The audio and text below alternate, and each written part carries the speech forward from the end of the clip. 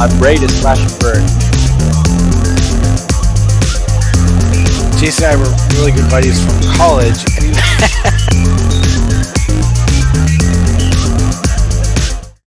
Hello, everyone, and welcome to another episode of Outside of the Box. And I am always excited to have guests back, especially when I have an opportunity to talk to somebody when I am not being partially assaulted by a small child. So I am thrilled to have Sarah Malyan, who created the intro that you just saw on the show. Welcome to the show. Yay! I'm glad to be back. No, I like this. This is fun. I like being here. Hi again.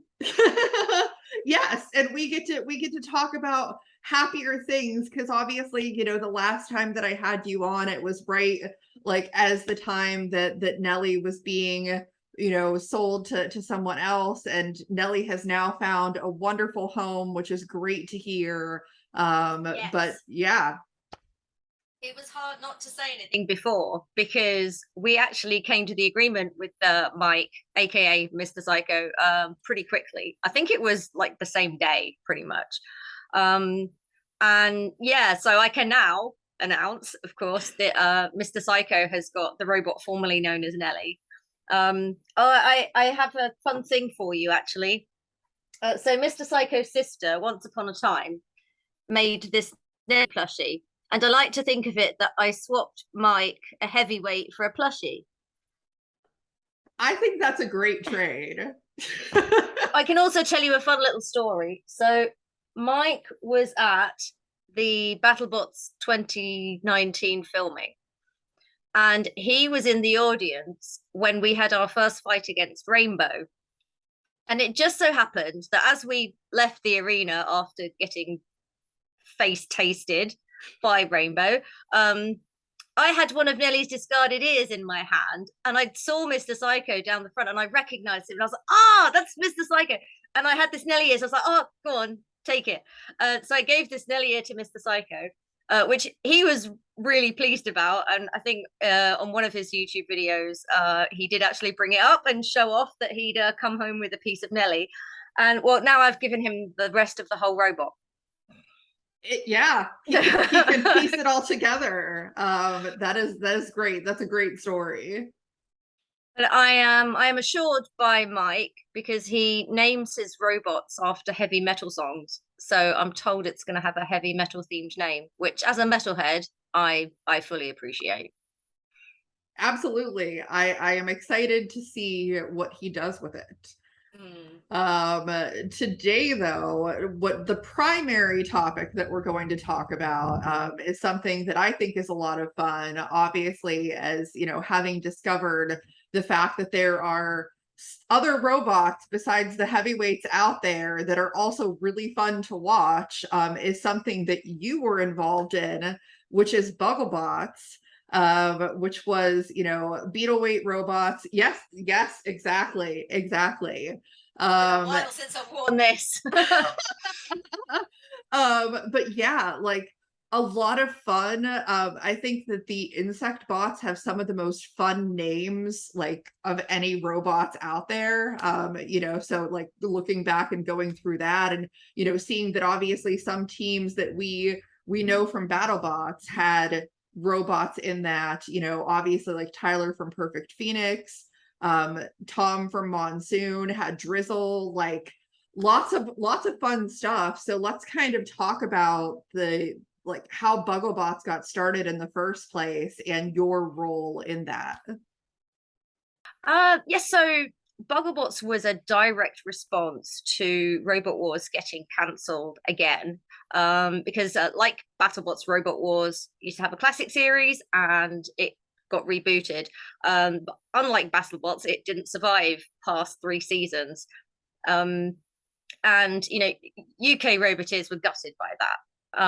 And yes, a bunch of us got together and decided we'd try and put on our own show.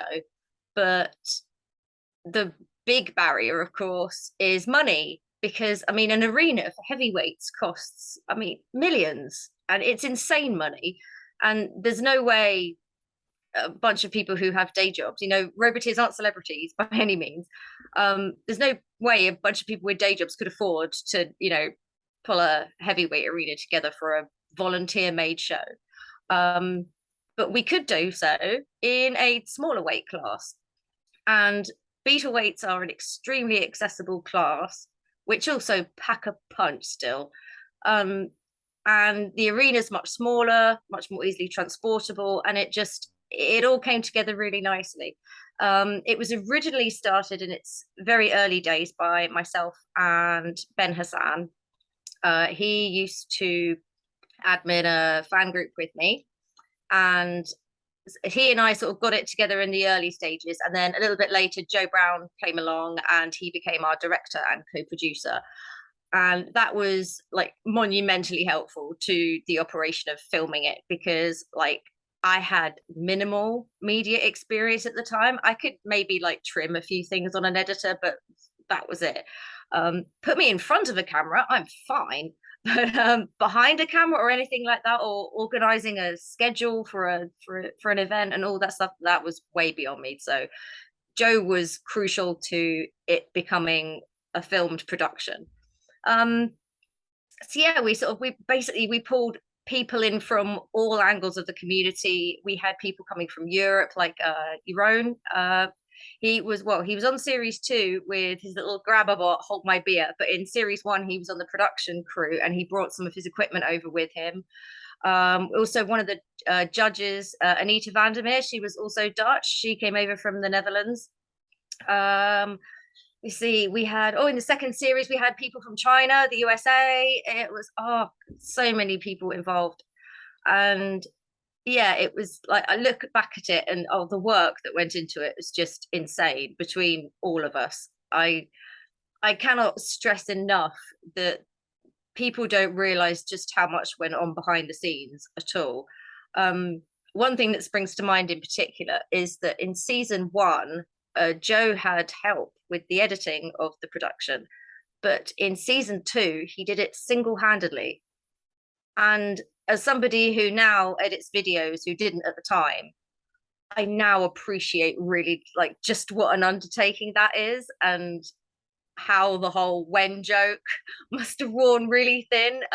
For the uninitiated, sort of running joke started a while ago, when Bugglebots, and it still hasn't died. You mentioned Bugglebots, you will get a comment on this video, Christine. You will get when comments on this video, I guarantee it. So yeah, I can appreciate why that joke has worn a little thin with Joe. But yeah, it took so many people, and it was such a community effort. I like to think of it as it was by the community for the community, but also still attracting new fans to the sport with a weight class that actually is accessible. Because no matter how much you want to tell a kid, yeah, sure, you can do it, you can be on Robot Wars or BattleBots, you don't want to tell the parents the price tag of these things. But beta weights, that's so much easier on the pocket. So yeah, I thought it was a great way to promote that weight class as well, and it really did. The attendance at beta weight events in the UK shot up after we made Bugglebots, which was really, really nice to see. Yeah. So yeah, big huge community effort that was a direct response to Robot Wars getting cancelled again. Yeah, that's amazing that you were able to do that. I'm going to assume that as far as it not continuing past 2019, that the COVID situation may have had something to do with that. Yes. Life's changed so much for people since COVID. I think with the best will in the world, we'd have loved to do a season 3. Joe, at the very least, wanted a big break after season 2. Which, given that he edited the whole thing himself, is completely understandable. But yeah, then COVID happened on top of that, and yeah, just everyone's lives have changed so much, and then we throw the cost of living crisis into the mix as well. And honestly, I think it's extremely unlikely that Bugglebots will ever return. I'm sure there's people who'd love it to, and heck, if it was possible, I'd do it again. But realistically, I don't want to get anybody's hopes up. It's just, you know, people's lives have changed so much, and just it's such an undertaking. That's exactly what I was about to say. I mean, even having not like done it or been involved in it, I can only imagine all of the things that like need to be done to coordinate and have the proper personnel to run an event like that. Oh, so much. Just the pre-prep that goes into it, like just even designing like some of the info we have to give out. Like Ben did like all the website stuff, and you know that, and that's not just a case of Ben going and making a website. I mean, he's got to have the skills to do that, and then he's got to run it by us and make sure, you know, there's no typos or any incorrect information, and it's what we want it to say, and blah blah blah. And then like even like silly things like the application forms, you know, I wrote them and then I showed them to the guys, and it's like, guys, have I missed anything, you know, or change that one to this, blah blah blah. So much. And then also we would run a Facebook group where we could communicate with the builders and some of the cast members and the tech crew to let them know all sorts of things, you know, like this is the venue map, this is where you can park, this is what's available on the day, these are the nearby shops. And also it's a place where roboteers could confer with each other about like group sharing hotels and things like that. Local people could tell foreign people or people coming from up country, you know, about local facilities, public transport, all that sort of, like, man, just everything that goes into it. There's just so many things you don't even think of either. And yeah, it's just it's so much. There's so much that goes into it. Yeah. I mean, it's cool though that that was something you were able to do for at least a couple of seasons. You know, do you have any like matches that you remember from those seasons that you look back and say, hey, that was like really great? Oh goodness, yes. The 10-way rumble was absolute madness. I'm so glad we came up with that idea. And also I think that line of interviews that I did with the 10 roboteers who were lined up for it, that's probably one of the most fun interviews I did.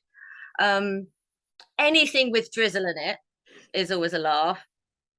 Drizzle versus Wee Woo is a very fun match. A good wedge match, I liked Limpet versus Captain Doom. I was very, very anticipated for that match because, you know, we knew Tyler's record. I mean, you see in his first interview where he lists his medals, he's like, I've won this one and I've won this one, and first place at this one and second place at this one, and blah blah. And the other team are just like, oh god, that's some. And yeah, I was just waiting for that match because John Denny Jr. No, I can say Junior. John Denny Jr. is a demon driver of Limpet. You know, so many competitions with Limpet under his belt.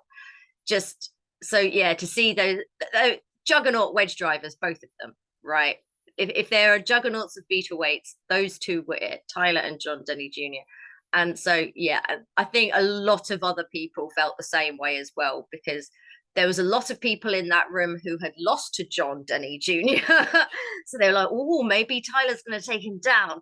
But at the same time, you have this UK allegiance going on as well of, you know, we don't want the American to win. And so, oh man, I love that fight. And I was in so much anticipation for it as well. I think another one that goes down in Bugglebots history quite often is Maximum Overdrive versus Wee Woo. That was very just wow.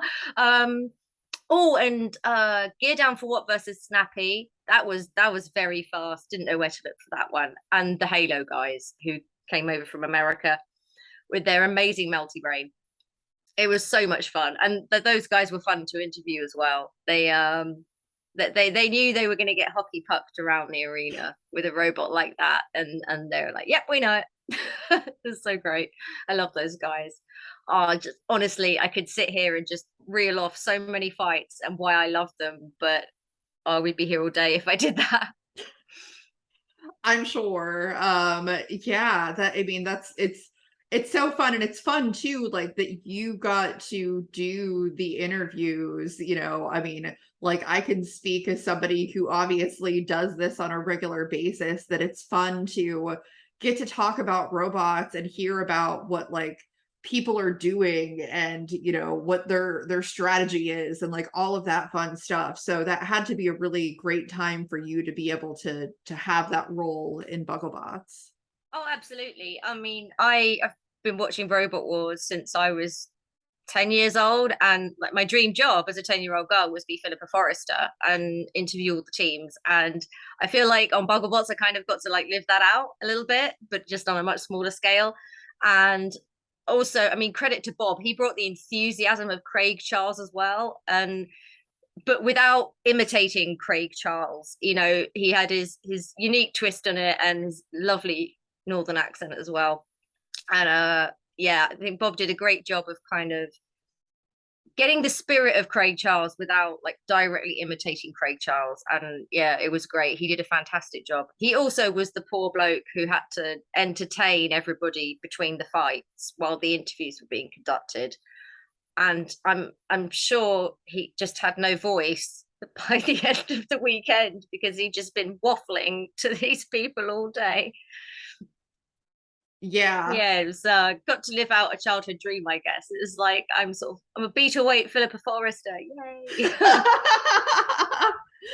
That is definitely cool. I would ask you like what was your favorite interview, but I know that like you had posted the other day that you had fun interviewing Tom Brewster from Monsoon, which I understand. I love that whole team, and like I am so thrilled that they are coming back to BattleBots.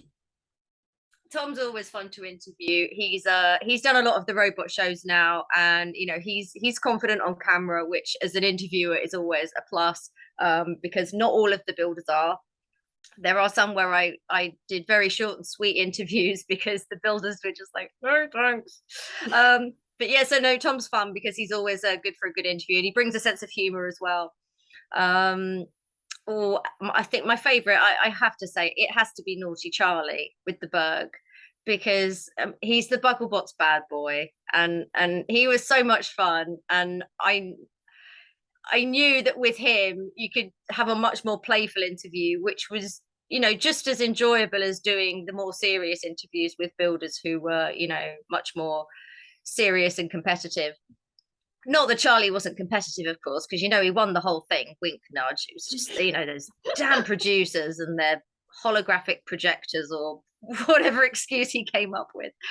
Yeah, no, he was always a lot of fun to interview. My funniest interview, I think, well, actually it's two interviews, because I interviewed Felix from Flick, who is not too much taller. Felix from Rev 4, and Tom from Flick. This is in series 1, and the interviews take place one after the other. So I interview for Felix from Rev 4, and he's similar to height in me, not too much taller than me. And then the interview cuts to me interviewing Tom from Flick, who is like 7 foot. It makes me and Felix look so short. Every time I see that episode, it's just the stark comparison, because it literally just goes, I'm here with Felix, I'm here with Tom. So, and that makes me giggle every time. Yeah, and see, that's why it's never a problem when I do interviews through Zoom, because nobody can see that. Right, you can't tell I'm 5'2" on this camera, right? Exactly. Yeah. So that definitely had to be a fun time, you know, like obviously I know you said it's unlikely that you know, that the Bugglebots would come back, but if you were trying to, you know, do something like that today, is there anything different that you do than what you did, you know, 3-4 years ago?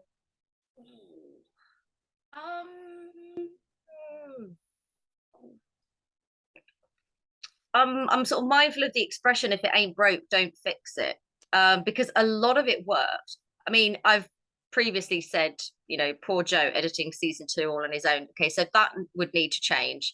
Joe would not do the editing on his own. That's one thing I definitely changed. I mean, it's too much for him.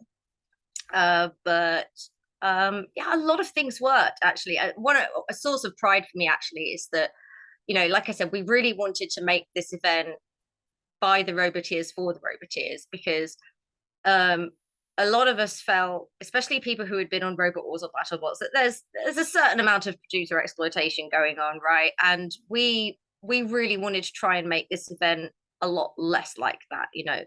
We tried to give to the Roboteers as much as we took from them. We didn't do anything without their consultation. We crowdsourced a lot of stuff for it, like especially the first season, like what was the ideal amount of arena hazards that we would ask a lot of people and then take an average sort of thing, which is why we settled on the pit opening after a time limit and 1 OOTA zone. And so yeah, we crowdsourced so much information. I've forgotten your question, I'm sorry. No, I just said, what would you do different? What would you do different? What would I do different? Yeah. I'm a professional. Yeah, so I remember now. Yeah, source of pride for me was at the end of the first event, Kane Aston, who is the head of the FRA, was also our head judge, came up to me and Joe afterwards and said, "You know what, guys, given that was your inaugural event, it was bloody well organized, ran really smoothly, it was great show, loved watching the fights, lots of great fights, well done, guys." And that was like, for all of us, just thank you, high praise from Mr. FRA himself, and also we would do feedback forms for both the audience and the Roboteers. So after season 1, we sent it out pretty quickly actually, so that everything was still fresh in the Roboteers' minds. Said, what would you like us to have done differently? Anything you thought we did particularly well and you'd like to keep, anything you criticize. One thing we did change actually from season 1 to season 2 was the inclusion of the 10-way rumble, because one of the things we wanted to do was make sure it was worth it to all Roboteers who came, so they at least got more than one fight, because there's nothing worse than being in a competition. You've put so much effort into it and you get one fight, you're knocked out and you go home. Like, that's crap. So we wanted to make sure that even the losers still got more fights. But we made an oversight. We made it so that anybody who went out in round 1 had 3 fights. But if you went out in round 2, you only had 2 fights, which was just a small oversight, but it was picked up and it was put in the feedback form. And so we created the 10-way rumble for those people. And it was insane and so much fun. And if you want a textbook example of listen to feedback, act on feedback, okay, we did, there you go. Literally textbook example. I'm not sure. Whatever I could do to make it less stressful for all concerned, that's what I changed. There you go. I think that's a wholesome answer. That's a good answer. I mean, that's something that gets talked about a lot in, even in BattleBots, where people just get really stressed out and they don't have the opportunity to really have fun, which is a big part of what it should be all about. So the less stress, the better. Right, definitely. Actually, I filmed Bugglebots season 2 just shy of a month after getting back from BattleBots. I was exhausted. I actually conducted, actually no, I think it was just over a month, but I think it was the first week I was at BattleBots. I was having like Zoom meetings with Ben and Joe, deciding on who the successful Roboteers would be and stuff like that, like getting the last things organized. So yeah, I was still organizing Bugglebots while I was competing at BattleBots. It was crazy. Yeah, that's a lot of work. But worth it. Yeah, it was so much fun though. I mean, I think pretty much all concerned had a really good time, and that's what matters. The Roboteers had a good time as well, and like that's what really matters to me. Yeah, absolutely. Now, as far as today, obviously there's no Bugglebots, but You are working on a lot of really cool things, and doing, as you mentioned, the editing, which is great. Like I mentioned, you've done the intro for this show. I know you've done some work for some of the BattleBots team, so let's talk a little bit about that, because I think that's really awesome. Yeah, so I didn't want to lose the followers I had on the Nelly page. I've got sort of about 2,000 followers on there, and I didn't want to waste that. And I'm doing a media production degree, so I knew I was going to need to launch a page to offer my media services at some point anyway. So, well, I thought I might as well use that one and begin pitching at BattleBots people, because that's a content that I'm used to making. It's usually memes, but I mean, however way you learn, right? And yeah, BattleBots have shared some of my content before, usually memes again, to be fair. Although also they have shared Bugglebots, and that's very lovely of them. But yeah, I've changed the Nelly page into Mallet Media, and I've been offering my video editing services. I've been taken up by Malice twice. I did a promotional video for them, and I done another thing for them, but I don't think they've released it just yet, so I'll zip on that one. Scorpio's commissioned me to do a meme, which was amazing. It did take me some time to make. It was like a music video type thing, and yeah, that took me a little while. You commissioned me to make your intro, and well, actually this year, as part of my course, I have to do work for a client as one of my modules, and not just one client. I mean, if I got one client and they gave me like loads of work, then yes. But we've been advised, excuse me, been advised to get multiple clients and do a variety of projects. And when we were thinking about people we could contact, I thought, well, I might as well try BattleBots, because I've made content for them before. So I got a hold of Greg. I call him Greggles when I want something. I got that from David Eaton from Rusty. He started that, and me. How could you not call him Greggles? After hearing that, when I wanted something before, I used to go Greg, but then David told me that, and so now it's Greggles. So I mean, Greg knows I'm not a terrible editor. And I'm going to be working on some social media content for them, because I need to for my uni course. So I guess you could say BattleBots is helping me with my homework. I mean, that's Again. the perfect thing. That is really awesome. And I mean, I've seen the content, and obviously, like I'm a little biased because you did such a great job with the intro video. But yeah, it's great. So like, if anybody that's watching this doesn't know that Sarah does this, if you have any editing needs, please reach out. Like and subscribe. Yeah, like and subscribe. Exactly. So sorry, I couldn't resist that. I know.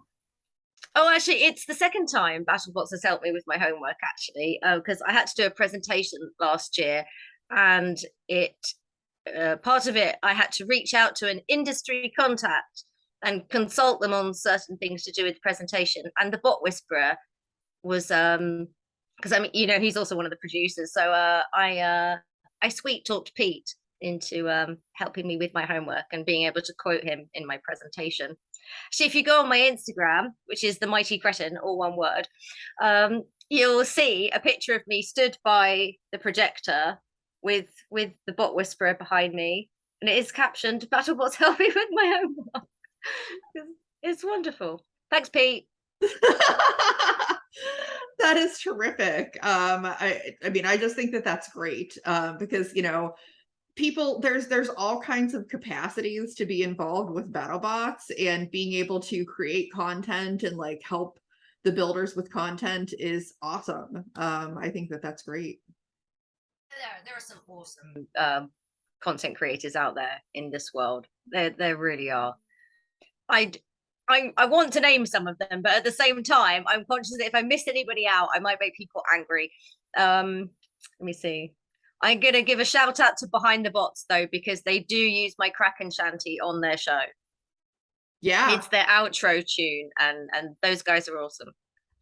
So I'll give them a shout out. If I do anybody else, I'll miss somebody out and I'll make somebody cross. So no, Well, and that's I love fine, all of you, because I love those people, and I mean Luke's been on my show, so like I have a lot of love for Behind the Bots, and I mention them on my show often anyway. So I beat them at a game I invented.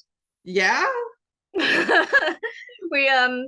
we when I did the shunt posting podcast, we had a game called Bot or Not, and I would the rules are you say the name of something, and the opposing team has to guess whether it is a bot or whether it's a completely made up name. And we played this game with Behind the Bots, and we played it with Roboteer Standby podcast. Roboteer Standby lost to Behind the Bots, but Shunt posting beat Behind the Bots, which I mean, we kind of invented the game, so I feel like don't give me loads of credit for that. Give Behind the Bots credit for beating Roboteer Standby. I mean, the worst part is, right, I'm going to slate Roboteer Standby now. Love you, Rob and Perry, honestly. When I did it for Behind the Bots, I made it BattleBots, Robot Wars, Bugglebots, anything goes. For Roboteer Standby, I made it easier and narrowed it down to Robot Wars, and they still lost. Love you guys.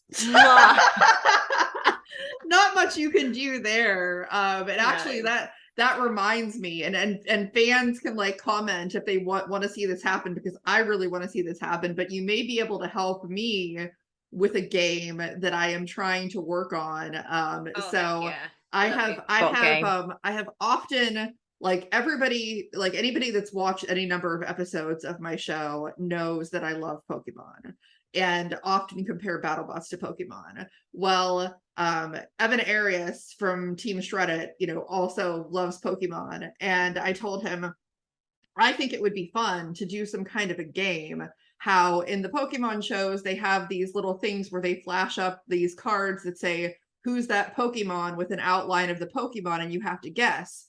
I want to do who's that BattleBot. Yeah, I mean, some of them have some very unique silhouettes, so some of them would be a lot easier. But then, could you tell between Witch Doctor and Hypershock if it was silhouettes? I would have to check. Sorry, Will and Andrea. I love you too. I would have to test that out, but this is something that I really want to do. And you never get Nelly wrong. I mean, I don't know. We'll see. But I want to have Evan will be a contestant, and I would like to get Matt Spurk as a contestant, and I need to find a third contestant. He has a water type Pokemon in Kraken. He does. So he does. Sorted. Sure to Diana as well. I reckon Diana's from Scorpios is game for that. Yeah. Like and in the off season, this needs to happen. I need to create this game, and like I want to make game shows as a kind of periodic thing on my show. We can totally do BattleBots game shows. Oh, you can have Bots or Not if you want. It's really easy. So you just make up crap. You say like I don't know, Icarus, and they go Bot or Not. Maybe. Was it Daedalus or was it Icarus? Was it Bot? It was not. That's it. Basically, you just make a list of names, some of which are robots, some of which are crap you completely made up. Yeah. I thoroughly infuriated Rob from Roboteer Standby, because one of the knots that was on my list was the name of an episode of that Tiger King thing. Oh, okay. And he'd been watching that because this was during lockdown, and he'd been watching that, and he and Perry just stressed over it. They're trying to get in my head and everything, like we know how Sarah's mind works, and they said it was a bot because they thought it was me being sneaky. And it wasn't, and then I admitted that it was the name of a Tiger King episode, and Rob was, quote, livid. Yeah. Made my day. Made my day. I also think, like, you know, BattleBots, like random trivia could be fun. You know, how many times has Will Bales accidentally booted a robot out of the arena and a meme was created from it? How many Does times? the World of Woodrow do something like they have the World of Woodrow has the big bot quiz, Okay.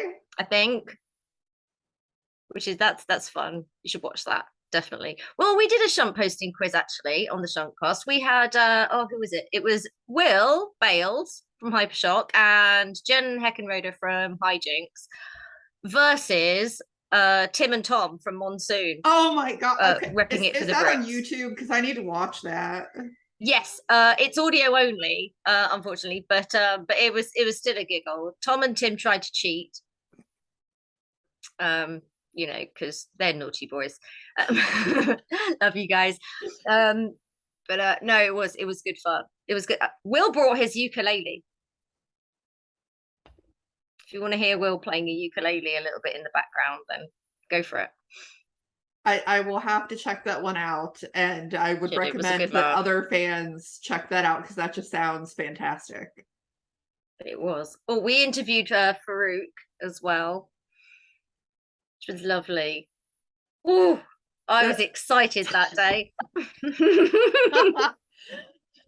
I mean, I understand maybe for different reasons than you, but like I'm excited because it like I knew before BattleBots, I knew him from MasterChef, and because I'm like a huge, massive Gordon Ramsay fan, and like I've watched all of the MasterChef, so that was exciting when I was like, oh, he's also on BattleBots. That's really cool. Oh, he was so much fun to have on the show. It was just me having a dream. I messaged Greg Monsoon again. It was at the time it was a Greg, not a Greggles, because I didn't know Rusty at the time. So it was a Greg. Any chance you could ask Faruq if he'd come on the Shuntcast? And he said, here is Faruq's email. Send him your pitch. So okay, did that, and Faruq agreed to it, which was just God, love him. And we had fun. It was a good show. I think it's probably one of the most viewed podcasts because it's Faruq, obviously. Because it's Faruq, yeah, obviously. Because it's Faruq. But yeah, it was a lot of fun. And also we ended up with the Bugglebots ringtone out of it because we got him to say, it's Bugglebots time, and it was like, ah, that's so cool. So, yes. Yeah, and I'm gonna have to make that a personal goal of mine because at this point I've had the judges on, I've had the bot whisperer on. I feel like I need to have a Faruq show. He's so awesome. Yeah, it was a lot of fun having him on. I'm sure. Yeah, I got to, meeting him as well at BattleBots. Yeah. Like I had to try hard to contain being a bit starstruck. It's just like he has a presence before he even opens his mouth, and when he opens his mouth, that voice is just. I'm a big Faruq fan. Can you tell? I can tell. I have the poster. I have the BattleBots poster of him on my wall. Now, I would show you, but it's so much effort to turn the laptop around to do that. But it's up there. It's robot fighting time. My son imitated him one time. It was just we were messing around with my phone camera one day, and he has my hairbrush or something, and he's going, in the red square, in the blue square, it's robot fighting time. And I posted it on my Facebook, and I'm friends with Faruq on Facebook, and Faruq loved it. And it was like, oh, great kid. And I was like, yay! That is awesome. It made my son's day. I'm sure I would understand why. And honestly, like that he's probably the only person that I'm going to be super nervous to meet going to BattleBots. Because a lot of people obviously I've already talked to and things like that, so I'm comfortable with them, but I think I'm gonna be a little bit nervous if I meet Faruq. I was the same with him and Chris and Kenny when I was there. Yes, like you say, I was already quite comfortable with a lot of Roboteers because I'd been talking to them online for so long, but I'd never spoken to Chris or Kenny or Faruq before. So yeah, getting to meet them was like, Hi. Hi. Oh, my worst fangirl moment was with John Reed, actually from Beta, but it was at Robot Wars and not BattleBots. So if you're a fan of Robot Wars, you'll know of a robot called Jellyfish. It's by a young man called Dave Laurie. And I became friends online with Dave Laurie prior to competing on Robot Wars. And he was very good to me, and he told me a lot of helpful things that I'd need to know at filming. And I got there, and we sort of checked in and got everything settled. And I went to go and find Dave. And so Dave and I had this lovely introduction. Oh, hello, person online I've been speaking to for ages. And I said, oh, would you take me to see some of the robots that, you know, I know since my childhood, like Terahertz? And he said, yeah, sure, I'll take you over to see Terahertz.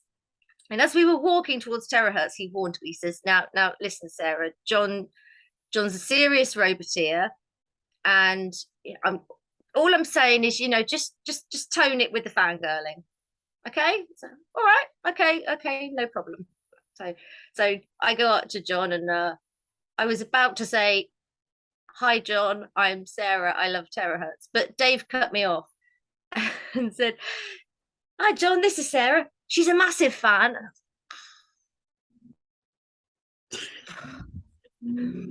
Just, and I literally just went, hi.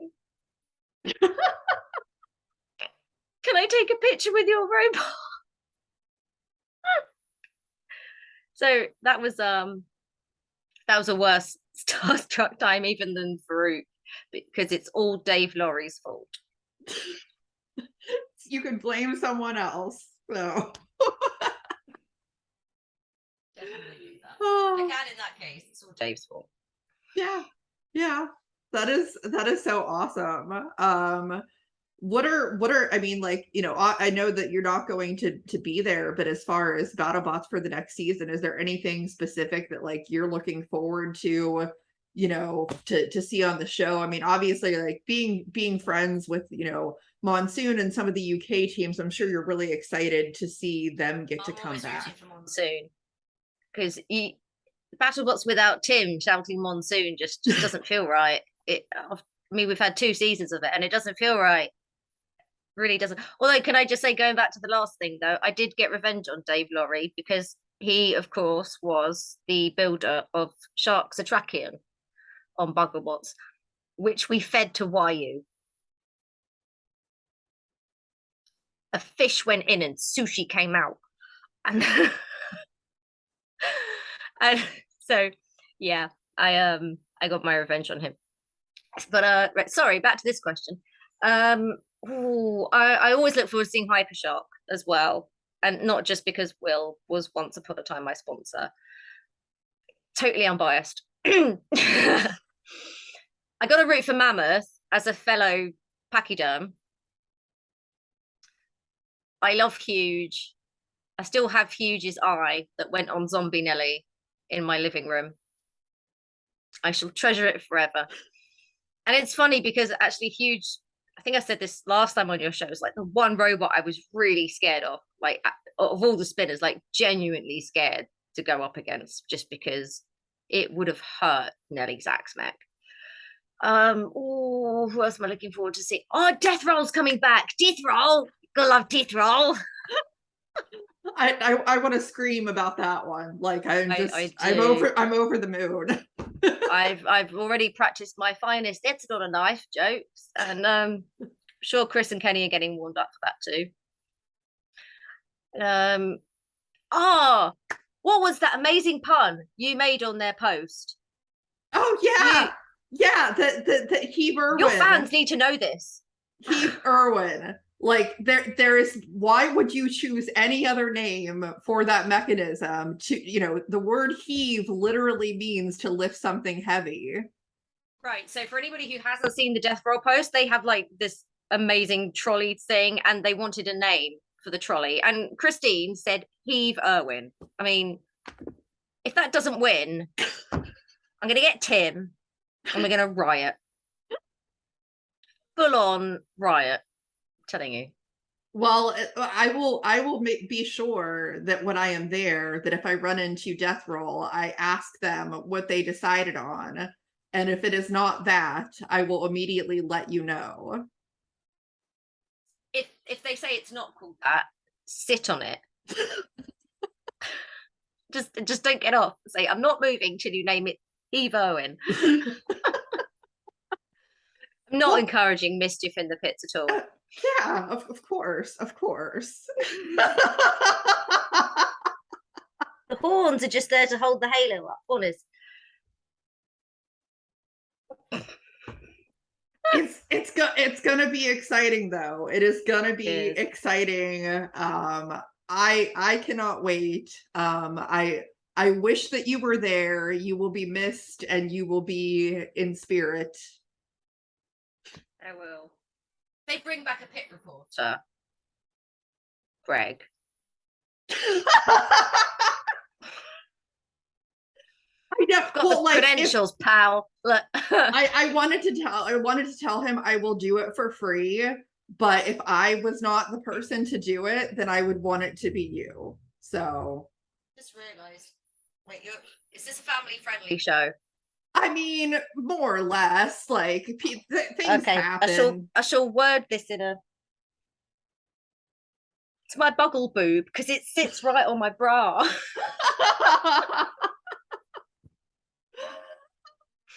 I mean, like, you know, I'm surprised nobody picked up on it before. I mean, well, or they did, and they were smart enough not to point it out, you know. But I'm going to be a dickhead and point it out. Possibly. But yeah, no, it's going to be a great season. I'm excited about a lot of stuff. And yeah, but I'm so thrilled to have had you back on the show and have a proper discussion, especially about all of the exciting things like Bugglebots and all the cool stuff that you're doing with, you know, the editing and all of that. But yeah, hopefully that gets to continue. Long may it. I like the work. I like what, you know, robot fighting is like my favorite thing, and making videos is my other favorite thing. So make robot videos. Yay! Exactly what Sarah said. So and as she said before, I will say it again, like, subscribe. I am thrilled to say that after having gotten to 100 subscribers like only a couple of weeks ago, I'm now almost up to 200 subscribers. So keep spreading the word. It's awesome. I appreciate everyone that does subscribe, and I will do another giveaway if and when I hit 500. So there you go.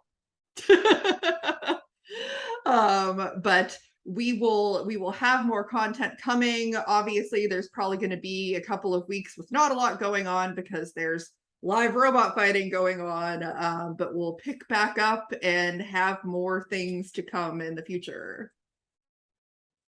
Thanks for having me. Absolutely.